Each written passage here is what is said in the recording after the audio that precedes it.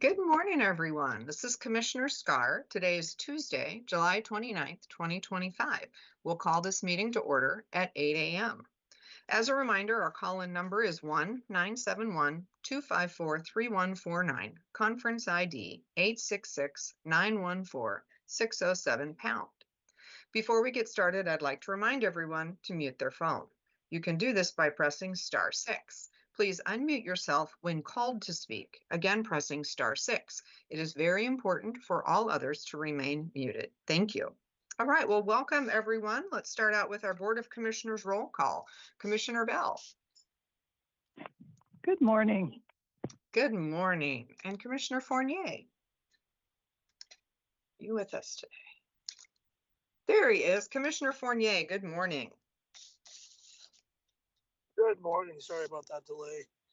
That's all right. No worries. I saw you pop in. Okay, we are going to start, as we traditionally do, with Adventist Health Tillamook. We should have Eric Swanson with us today. I'm not seeing his number this morning. So I apologize if I missed, no, that's Jeff. If I missed a message from him. So if Eric does join us, we will give him an opportunity. We will go ahead then and move on to the Coastal Caucus. And I do believe we have both Senator Weber and Representative Javity with us today. So who would like to kick us off?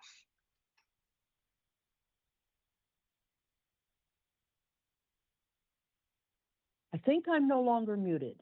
You are no longer muted, Senator. Thank you.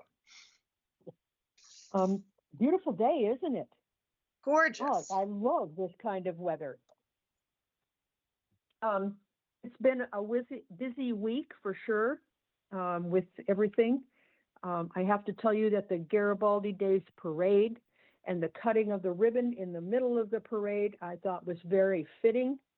I think that the people of Garibaldi need to be commended for their patience with this whole project because it looks so nice now that it's finished. I think they've only got the striping and a few other things that need to be done, and it's finished ahead of schedule. So kudos to the contractors, to all of the workers, and to the community of Garibaldi for completing that project. I think back of when we did Highway 101 and 6 there at the juncture, and how much effort that took to be able to accomplish that. And it just seems that they have done this so gracefully. Good work.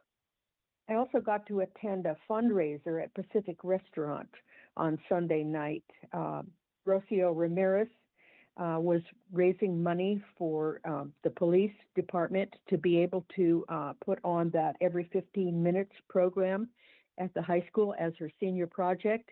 And she did a wonderful job. She was able to raise quite a bit of money to be able to contribute to that.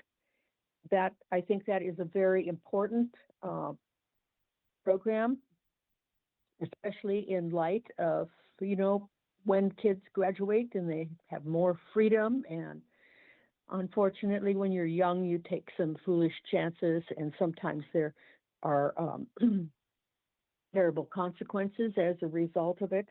And so, Rocio Ramirez, kudos to you for all of your work on the every 15 minutes program. And then yesterday morning, Commissioner Scar and I were present when Dr. Tim Cook, president of Clackamas Community College, ran into Tillamook. He is on a mission to raise money for our college kids. So many of our kids, especially, and adults, let me just say that, that are attending community college have so many issues. They're trying to get ahead. They're working hard at their education, but little things get in the way, like books and food and housing and childcare and transportation. And it all, at one point, gets to be very difficult. And so our community colleges are working very hard to be able to provide some of these things to continue supporting our kids in their educational pursuit. I don't think I would have run 1,500 miles, but he is making sure that he hits every community college in the state. Kudos to him and all that he has accomplished in raising money for that. This weekend, I mean, the coast is just cooking with projects. There's going to be a ribbon cutting at the Manzanita City Hall. I drive by that every time I'm in Manzanita to see its progress and what a fabulous building that's going to be and what a great facility that is going to be available to the people of Manzanita. And then, of course, we got the fair coming. And it's the 100th anniversary of the Pig and Fords. They were in the Fords were in the Garibaldi Days Parade also. And I know that there are a lot of celebrities that are coming to see this, and we'll have a lot of people to be able to watch our Pig and Fords. I'm going to be holding a series of meetings with people in Seaside, North Plains, and Astoria in the next couple of weeks to listen to people's concerns. They make appointments, they come and see me, we talk about bill concepts, we talk about things that I can possibly help them with. There are some projects right now that I am working very hard on that I can't even describe to you because they are, there's a lot of discretion involved in things that are happening to people that need to be taken care of. Also, Dr. B is retiring. Dr. B is an institution in our community. He has done so much for us, and I want to wish him well on his retirement. And, you know, he's one of those people that didn't really retire. He just retooled. He took all of his skills and his talents and put them to work in other areas. And that was very, very appreciated, which brings us then to the elephant in the corner of the room, the special session. I read that it's going to take place over 2 days and that the first part of the session will be on the 29th. And it'll be, in the Capitol, but, the Capitol is still closed basically for construction.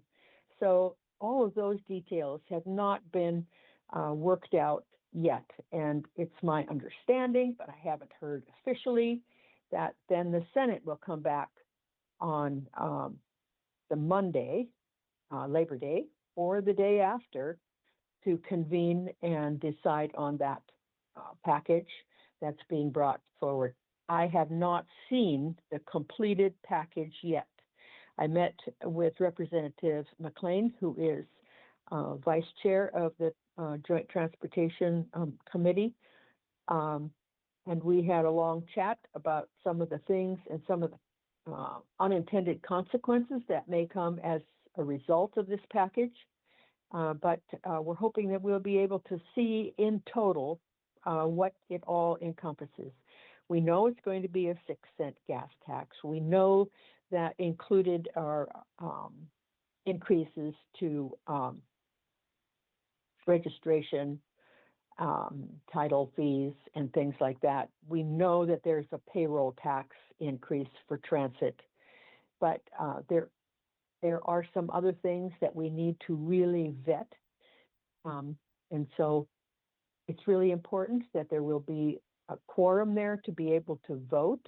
This is a time when people are on vacation and on trips and going to conferences and doing their other jobs. And it is hard for some people, especially from Eastern Oregon, to be there.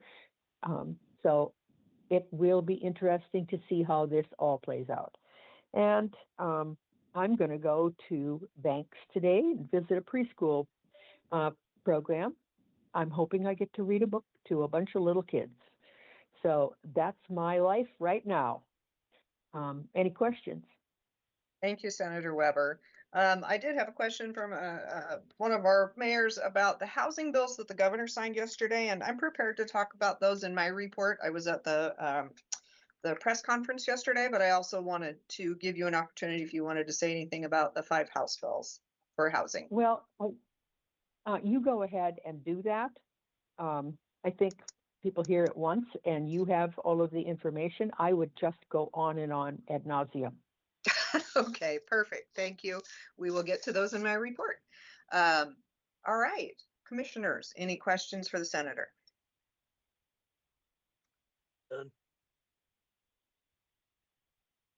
Commissioner Fournier, I see you unmuted. Yeah, I don't have any questions. Sorry.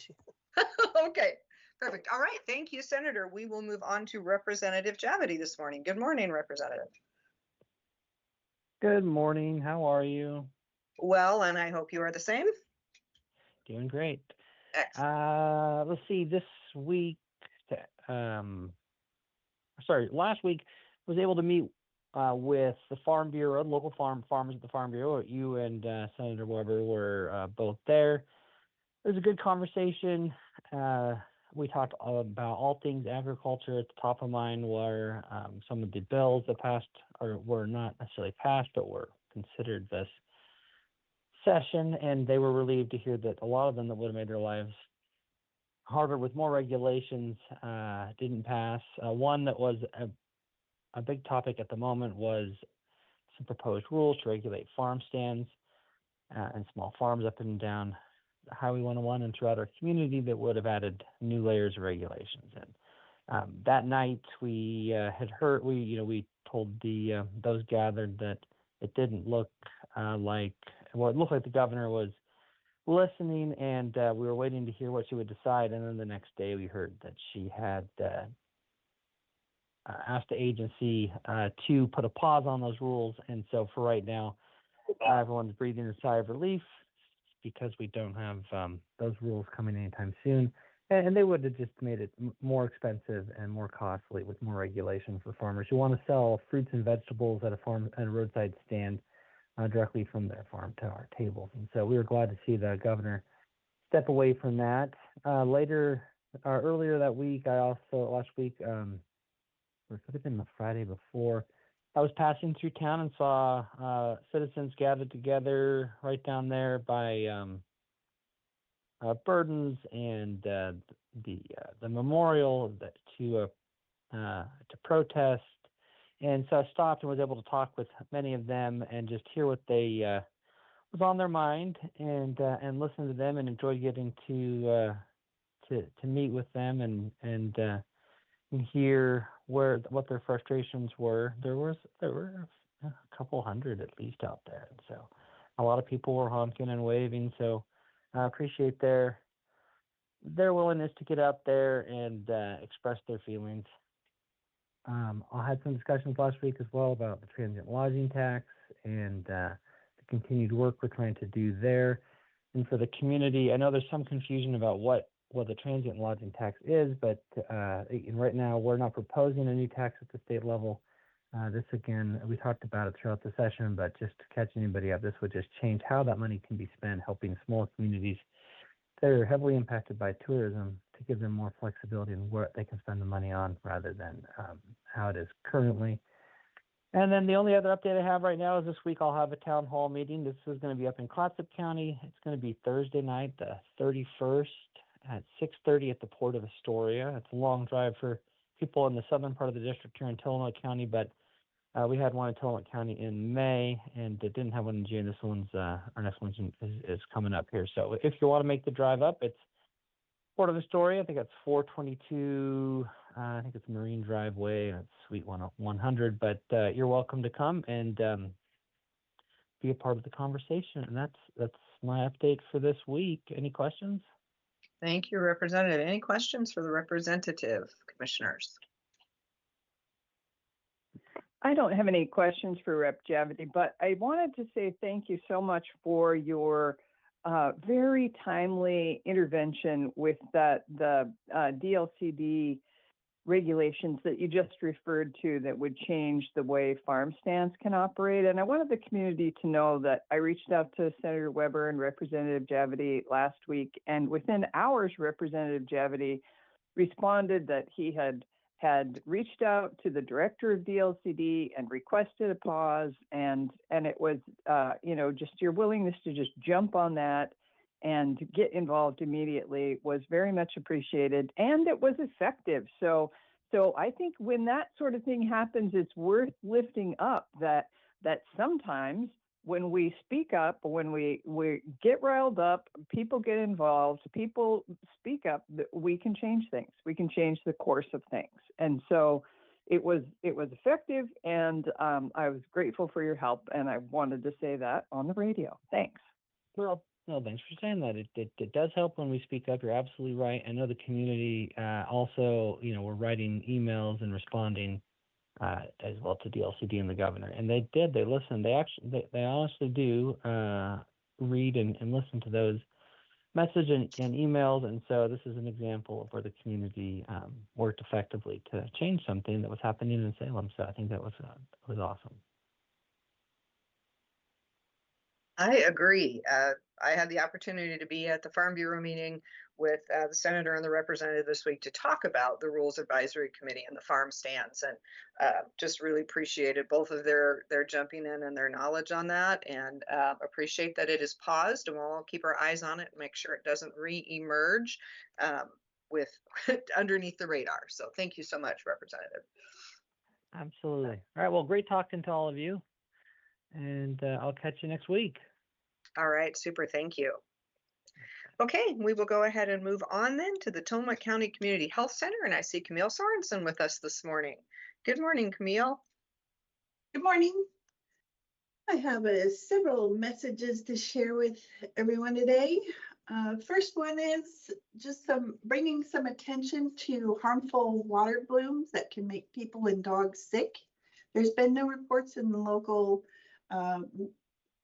lakes yet, but it's also something that we can't track every single pond and lake around. So just some helpful information. Cyanobacteria are natural bacteria that lives in water, but they aren't really algae. The blooms look like bright green or blue-green paint or a slick on the surface of the water.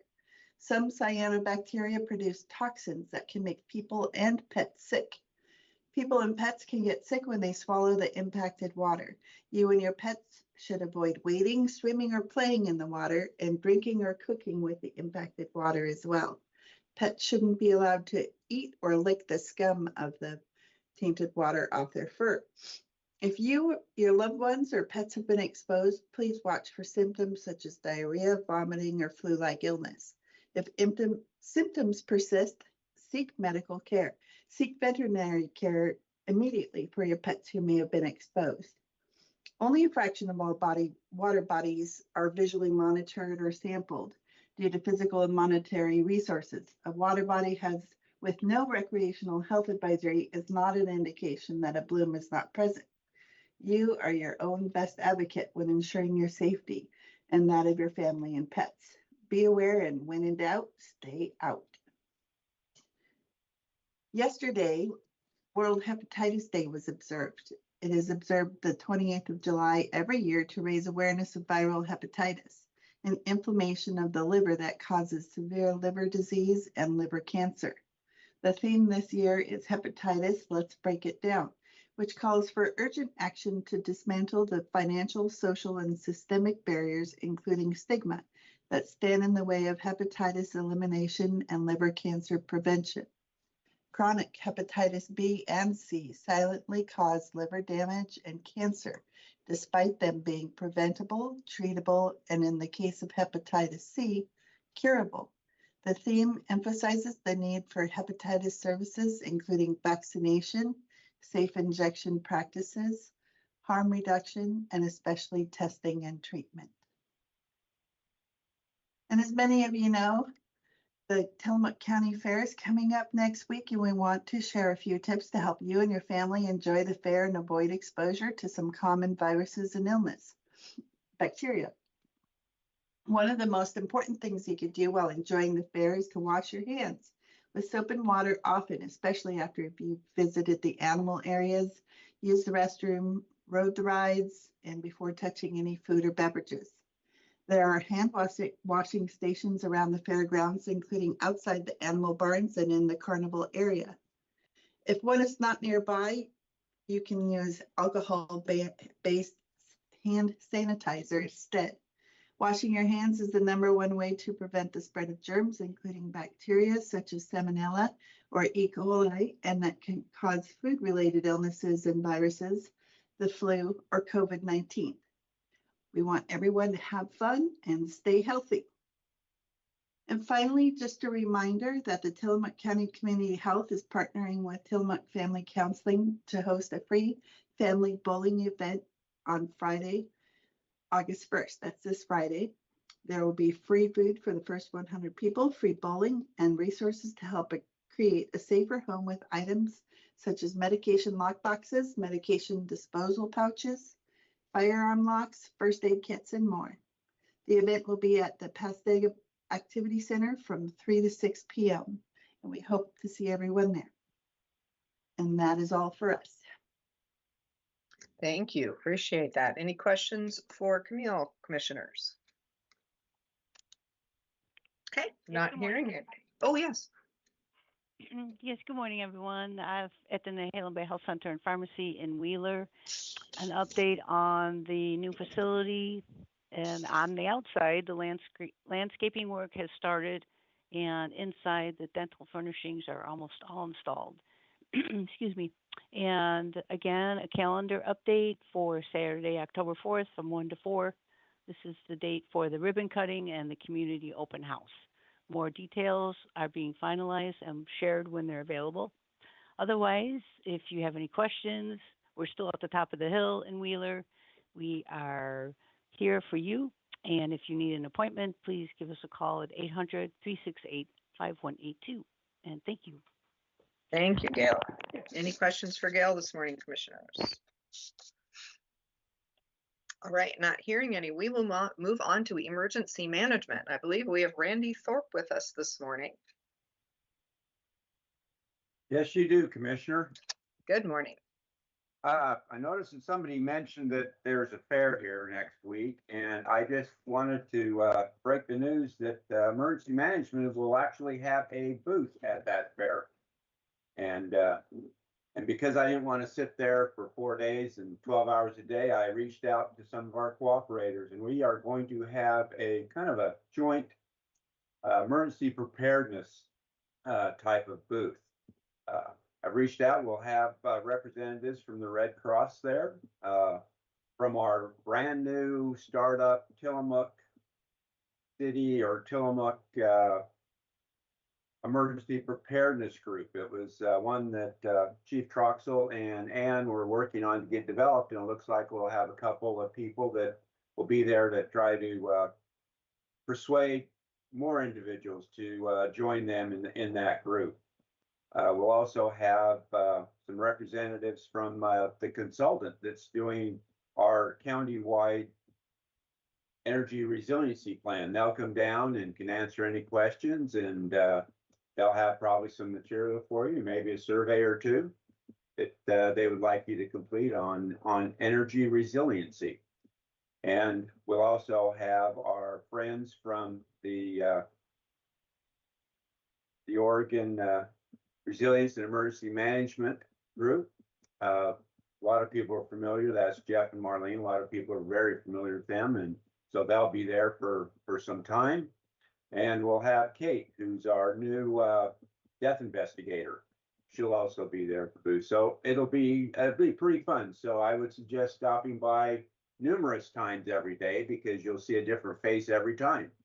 And we're hoping to get a lot of good information out to everybody. So like I say, this will be the first time I've ever been to the fair, which is kind of odd in 4 years, but I'm kind of looking forward to it. That'll be pretty great. So hopefully we'll see everybody there next week. And that's all I have, Commissioner.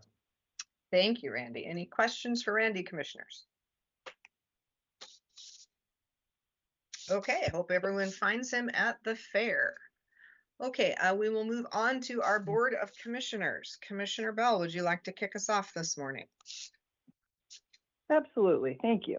Well, Senator Weber mentioned Dr. Betlinski's retirement. Dr. Paul Betlinski is retiring yet again. He's tried to retire a couple different times, retired from different agencies.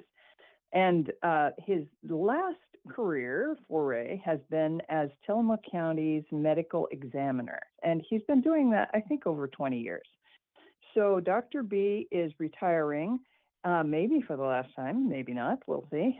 And we are having a retirement party for him at Jandy Acres Nursery Event Center, which is out at Jandy Oyster, where Hidden Acres Nursery used to be on South Prairie Road in Tillamook. And that is Thursday afternoon, July 31st from 2 to 4 p.m. We have invited all of Dr. B's medical examining colleagues, but also in talking to Dr. B, he said, well, there are so many people that I've gotten to know over my career, which is well over 40 years serving in Tillamook County. So we're just opening it up to the public. If you'd like to come say thanks to Dr. B and wish him well in his retirement, come on out and join us at Jandy Acres on Thursday, July 31st from 2 to 4. We'll have some light refreshments, and then folks are welcome to stay for no-host dinner at Jandy Oysters, which I intend to do. And so I think it'll be really fun. And Dr. B would love to see the people he has connected with over his long career here. I also wanted to just mention that I was at the Garibaldi Days Parade, as was the Senator, Representative Javity, Commissioner Fournier, and it was just lovely. It was the weather was great, the crowd was great. That's a very fun parade because for several reasons, but among them that's one of the parades that all the Pig and Ford cars come to, so that's exciting. And there was happy children everywhere. It was just an ideal small town parade and festival. And I want to thank ODOT for completion of that beautiful project. It's difficult. Construction projects are difficult for the community that has to live through the construction period. And I know it was difficult for businesses because people couldn't find a place to park and they didn't stop. And so thanks and kudos to all the businesses that survived the construction period, and thank you for your sacrifice. And also thanks to ODOT and to the construction company, which is K&E, for a beautiful job. That the work there in Garibaldi it's a tremendous improvement, and it's really going to help the community, help the business community. And ODOT was really responsive and helpful to businesses when they reached out and did what they could to create parking places and communicate, to visitors that Garibaldi's still open for business. EDC did a great job of that, also communicating Garibaldi's still open for business. So congratulations to everyone for getting through the construction period and for the great outcome. And finally, I wanted to remind people that you should enter your stuff at the Tillamook County Fair. So by stuff, I mean photography, artwork, land products. What are you growing? Flowers, baked goods.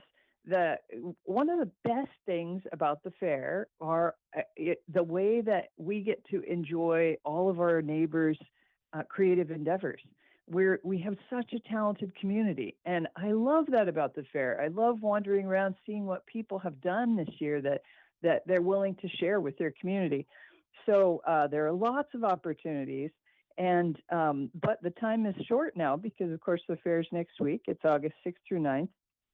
And to find out more about this, some people enter the fair every year, so you already know, but not everybody. And so if you don't know about this, go to tillamookfair.com and you can search for exhibit at the fair. And there's lots of instructions. There's an electronic way to register, and there's a link for that there. And the time is short now because for non-perishable exhibits, for example, arts and crafts, photography, the quilts, all that stuff. I love that stuff. Those they're starting to accept those entries as early as August 2nd. And then August 5th is the deadline. Like everything that's going to be exhibited has to be in by August 5th. So check it out, look it up.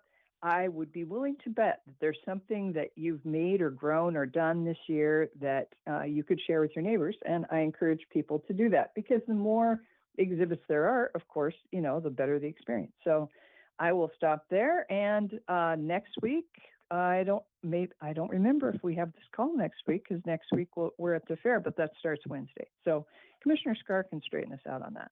All right, I'll stop there. Thank you. Thank you. Thank you, Commissioner Bell. And I do believe that I'm just double checking my calendar. We do have the call next week. We will not have a commissioner meeting next week on Wednesday, nor will we have a board briefing, which are typically standing meetings for us, but they will be canceled next week. So great question. Thank you for that. Commissioner Fournier, please. Well, I don't know. Everybody's pretty much covered everything. I was going to talk about the Garibaldi days. Someone already talked about it. I was going to talk about the DLCD thing. And as everybody talked about, I think it was great that everybody provided the information in the detail that I probably would have hit. I did want to say one thing, very short, very quick. All the discussions about the DLCD rulemaking and those proposed rules, Representative Javidi hit on it great. And one of the things I wanted to add to that is, besides for the community coming up, one of the problems with those types of things is no one really considers what it does to the county itself. Sarah Absher at Community Development, part of those rules, we're gonna basically put more responsibility on our own local departments, of course, unfunded, and we would be expected to issue more permits. One of the things I appreciated was that Sarah worked with AOC, the Association of Oregon Counties, and Brandon Persinger, and they crafted an amazing letter. It's like a 6 or 7 page letter to DLCD that really spells out what the effect of those rules would have been on farmers, but also on our local community in our county. So I just wanted to mention that, because I've been reading a lot of press releases on the governor putting the pause and all this stuff, and very rarely do cities or counties get mentioned when these things pop up. But almost every time we are affected and our departments are affected, and that means less time to issue building permits because they're busy working on a permit that someone else created for us to manage. So I just wanted to mention that. Looking forward to the fair. Looking forward to celebrating Dr. B, and yeah, that's all I have. Excellent. Thank you, Commissioner. Appreciate that. And I'm just going to follow up, what Commissioner Fournier was highlighting is the importance of the Association of Oregon Counties and our participation in it. I know that sometimes there are questions about, why are the commissioners spending time in Salem? Why are they engaging with this? Why do we pay dues for the Association of Oregon Counties? And I think that Commissioner Fournier's comments are the answer to all of that. As one county, Tillamook County's challenged to have a voice at the Capitol that representatives and senators from all over the state will stop and listen to, because we are represented and represented well by 2 individuals for our community. But when you have the Association of Oregon Counties all together, you have 36 counties represented, you have a constituency for every senator and every representative that's listening, because their county is represented as well. So when you have things like this farm stand rulemaking, it's important. It's important that Association of Oregon Counties is sending a message, because there is respect for that agency in the Capitol. There is respect for that agency with the departments as well. So we do participate in that, and it is important. So just a little editorializing on my part. And next year I will be the president of the board of the Association of Oregon Counties and probably spend a little more time in Salem, but it means more opportunity for our voice to be heard. And I think that's exceptionally important. Okay, so I was asked today, or we were asked today, if we could talk a little bit about the housing bills that the governor signed into law yesterday, and I would be happy to do that. I had the opportunity to attend that press conference in Hillsborough and say a few words on behalf of Tillamook County and how we felt about the bills that were being signed. And so the short answer is, we're happy with the bills that are being signed. We feel like they provide more opportunity for us to move the dial on housing. I will do a very quick overview of each bill, but I want to give just a touch of context before I do that. Tillamook County started our housing work in 2015 with our first housing study. And our first housing study identified a number of things in Tillamook County that could be done to help more housing be built more rapidly. And I'm excited to share that the things that were identified in the study are the very things that are being supported by the legislature and the governor in these bills that are being signed. So the biggest piece that was recommended and that we're really seeing the work from now is the addition of what we call middle housing into our zoning codes. So there has been, gosh, just historically across the state of Oregon and as a matter of fact, across the nation, a push to have one house per lot in every neighborhood, residential neighborhoods. There was a real push to really keep them just single family homes and just one per lot. And what that has done is really limited the amount of housing that can be built on the land that is available and urbanizable. So what our study determined, and then what the state's study determined after that, was one of the best ways to add more housing is to allow a bit more density in your infill. So what that means is with middle housing, you can allow duplexes, triplexes, fourplexes, and what they call cottage clusters in what would traditionally have been a neighborhood of only single family homes. It allows more accessibility for different income levels and different family sizes. So we decided a few years ago that Tillamook County wanted to do that. We actually passed our own bill at the legislature, Senate Bill 406, that required us to do that, our cities and our unincorporated communities. So we've been underway with this work already. So the first bill I'm going to talk about is House Bill 2138. 2138 will continue that work for everyone across the state, and it includes urban growth boundaries, which were not included in the original requirements for big cities to do it or in our Senate Bill 406. So over the next couple of years, there will be additional requirements that come out. But I did chat with Sarah Absher, our Community Development Director, before this call this morning, and confirmed that we have some time before the next set of zoning changes will come forward. I also confirmed that the Association of Oregon Counties Planning Directors Group was participating with this bill, providing input, looking for things that would have created challenges for us. The League of Oregon Cities lobbyists were also included in participating in this bill. So there are a lot of details in it. I believe it's a 44-page bill, but our experts were at the table. And again, that's one of the important things about Association of Oregon Counties and the League of Oregon Cities is it places our experts with our lens of what is a good thing and what is a challenging thing at the table for the preparation of these types of bills. So House Bill 2138, it really expands that middle housing work for us, and it really requires everybody to participate across the state, which is great. The second bill I'll talk about is House Bill 3031. This is the Housing Infrastructure Project Fund. So this one was set up specifically to provide financial assistance for the development of housing. So it is a small pot of money this year. I believe it's only $10 million, but it's a great starting point. So if a developer is looking to develop and they need just a small section of sewer to be extended, something along those lines, this is a great fund that will be available for that. House Bill 2258 is they're calling it the housing plan bill. And that's because there are going to be some housing plans that are pre-approved for placement. So one of the things we hear a lot in our community is, why can't I just buy a housing plan and build a house? Why do I have to go through and have it re-engineered and have it fully reviewed by community development? Why? That's just so much work for a housing plan that's been used elsewhere successfully. So there are a few reasons for that in Tillamook County, which include the slope of the lot, the shape of the lot, the geohazard, et cetera. This bill does not change any of those things. There are very specific and limited number and spaces of lots where these pre-approved housing plans can be used. So for us, they will be a win, but they'll still be, they won't be universally available to every lot in Tillamook County. But I'm excited to share that Sarah Absher and myself, had a conversation with the governor's office and her staff in the development of this bill. And we were able to say, these are the things that will not work, and they're in the bill. So again, for some places and some spaces, even in Tillamook County, this will be a win because it will be a pre-approved building plan, which will allow a less costly build and a faster permit approval.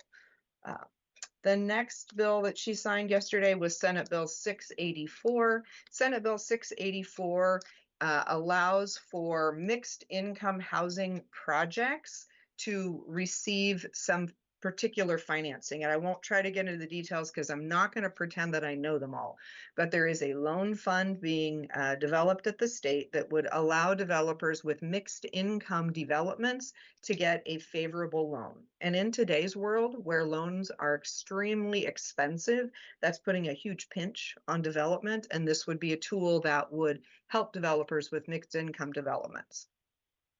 And then the last one that we have is House Bill 3145. So there's been a big push to use manufactured housing as a part of the solution to the housing needs across the state. It's certainly not all the solution, but it is a piece of that because manufactured housing can be built faster and cheaper than an on-the-ground house can be built. So this invests more money, $25 million, into manufactured home companies to help make that process faster. So we're all looking forward to that one as well. So those were the housing bills that were passed in this session that were of significant note and that were signed yesterday. So I am going to leave my report there. And we will go ahead and move on to our cities. So the city of Manzanita, I believe we have Mayor Stock with us this morning. Yes, you do. Good morning. Since Good I was the morning. one who asked for the update on housing, thank you for that, Commissioner Absolutely. Starr. You bet. If you have Yeah. questions, I'd be happy to answer them, and we Oh, can we'll certainly have connect questions. offline. And Yeah. Sarah, of course, is our best expert at the details. Yeah, lots of questions. And I think, just in a general sense, I think we have a community that's, and I don't think I just speak for the city of Manzanita, but I still think we have lots and lots of people who don't understand completely what all the old things were, even before the new requirements. And I'm looking forward to figuring out with you and Sarah Absher as well, whoever else is relevant, just how we can invite the county and have some more discussions here locally that the public can attend. We're in the midst now, and I've spoken about this for several weeks, we're in the midst now of updating all of our housing ordinances, which have been in need of attention for quite a while, and we knew we'd be taking care of that when we began work on our comprehensive plan. So that's the first thing that we're tackling, and council is now here in the midst of reviewing the changes to our housing ordinances that have been proposed by our planning commission, which is, of course, where the work starts. And we're finding in our conversations with people that while some people are kind of generally aware, most are not aware of the specific requirements. And there's still a lot of, I won't say misinformation, but just not quite understanding just how far the changes go and what they mean and what the implications are.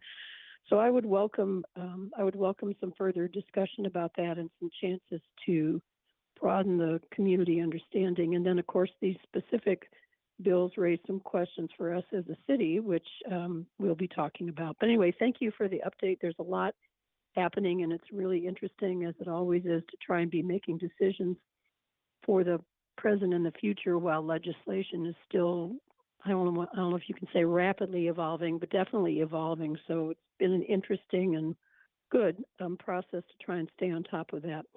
So to that end, I will call it just a couple of things going on in the city. We will have another City Hall open house session specifically on the housing ordinances changes for Manzanita and Manzanita's urban growth boundary. That'll be the 5th next week on Tuesday. It'll be at 4 p.m. It will be a live meeting, in-person meeting at the new City Hall. We are hoping that will be broadcast and available on Zoom as well. Just making sure that everything is set for that. But it will be in person, and I would really encourage anyone who has questions or a point of view about this or concerns that they please come and join us for that conversation.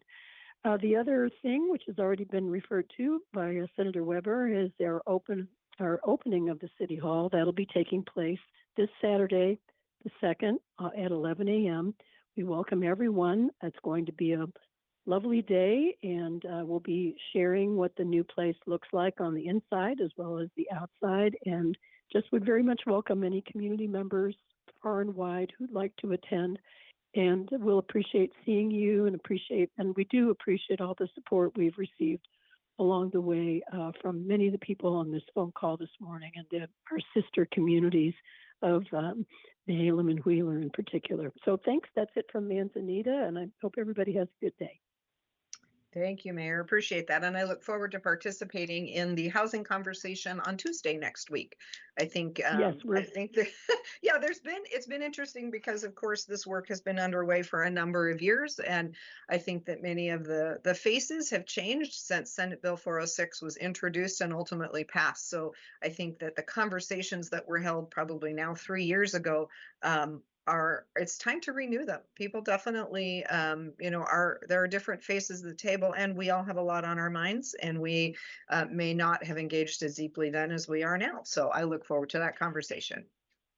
Thanks. Thank you very much, Commissioner Scar. We appreciate that and that approach. Okay. Absolutely. Absolutely. Thank you so much. Okay, moving on. I didn't see Nehalem or Wheeler on the call, so we'll go ahead and jump down to Rockaway Beach. Good morning, Mayor McNeely. Good morning. Can you hear me now? I can. All right. I'm thrilled to announce that firefighters EMT Shauna Yost and Diara Venez have joined our fire department summer team.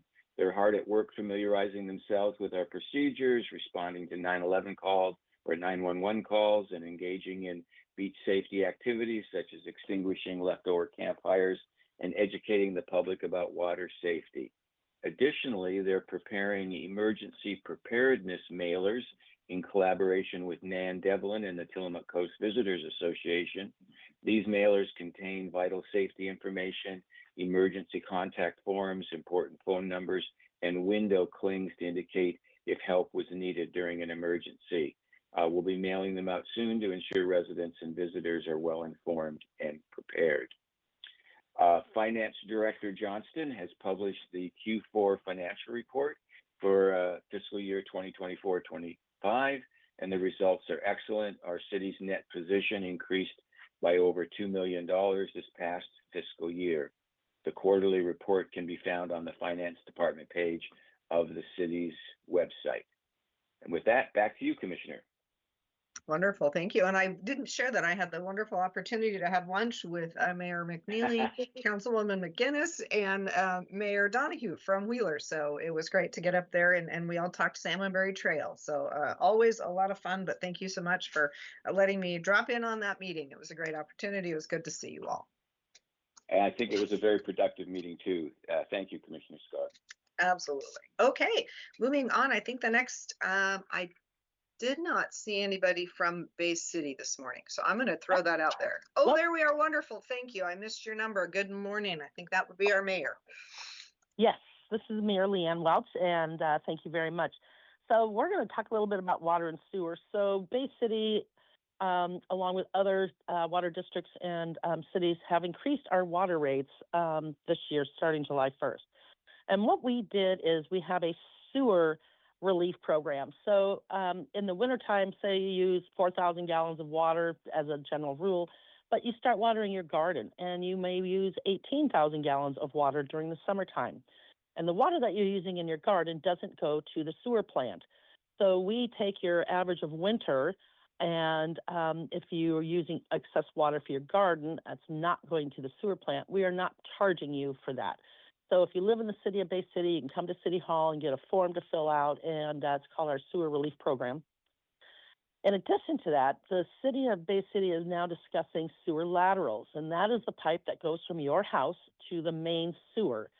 During the summertime, we treat about 125,000 gallons of sewer every day. In the wintertime, we treat 1.2 million gallons a day. And that's because a lot of our sewer laterals, pipes that go into the sewer system, are cracked and are leaking, and we call that I&I, infiltration and inflow of groundwater. So we are starting the discussion here in Bay City about how are we going to address the sewer laterals. It's been obviously it can be expensive to update and fix your pipes. So we are trying to figure out how we can do this with a carrot and not a stick, and actually get our reduce the I&I into our system. So I expect that we'll be talking about that for months as we develop this program. I would also like to talk about the Pearl and Oyster Music Festival. It will be August 23rd and 24th. Last year we had a great event. We have great music all Saturday and Saturday evening. And then Sunday is the family day, including a kids' talent show. So I'm hoping that everybody can join us for the Bay City Pearl and Oyster Music Festival, August 23rd and 24th. And that's my report for today. Thank you. Thank you, Mayor. Appreciate that. Sorry that I missed your number. There are too many on my list.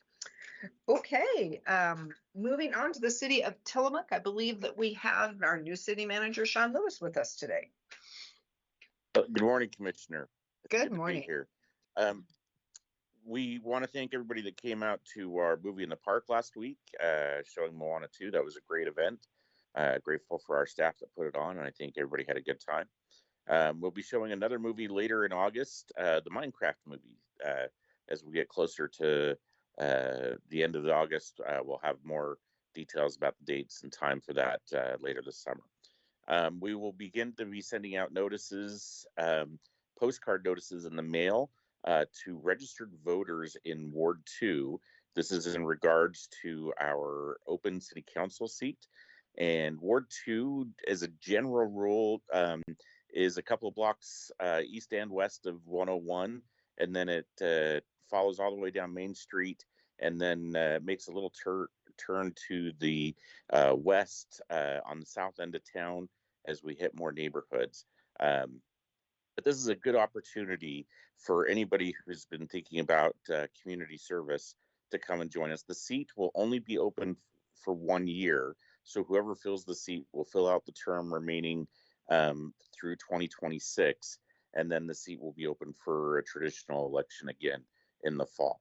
But we will send out postcards to voters, and if you're interested in community service, or if you have any interest in learning about what we do at the city, or how the city council works and functions and what their role is, you can come visit us at City Hall, and I'll be happy to spend some time with you to go over those. And if you're interested in filling this seat and you believe you're in Ward 2, come talk to us and talk to Chelsea, our recorder, who will verify your address and let you know if you're eligible for that seat.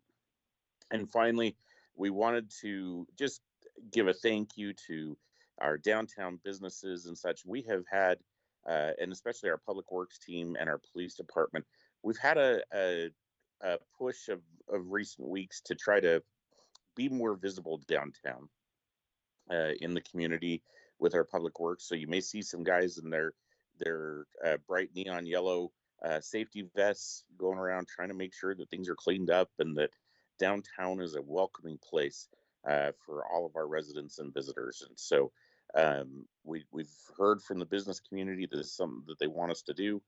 So our police department is making more foot patrols downtown, and we are taking an active role in making sure that we're just visible, and we think that's making a difference on some of the complaints that we've heard from the community about why they don't want to come downtown. So please come join us. Please patronize our businesses and come and see if there's a little bit of a change in the last few weeks over what you may have experienced in the past. So that's our report, Commissioner. Thank you so much for the time. Thank you. We appreciate that, Sean. Okay. Well, that brings us to the end of our agenda. So I would just like to thank KTIL for broadcasting, everyone for attending. We will adjourn this meeting at 8:54 a.m. Enjoy your day.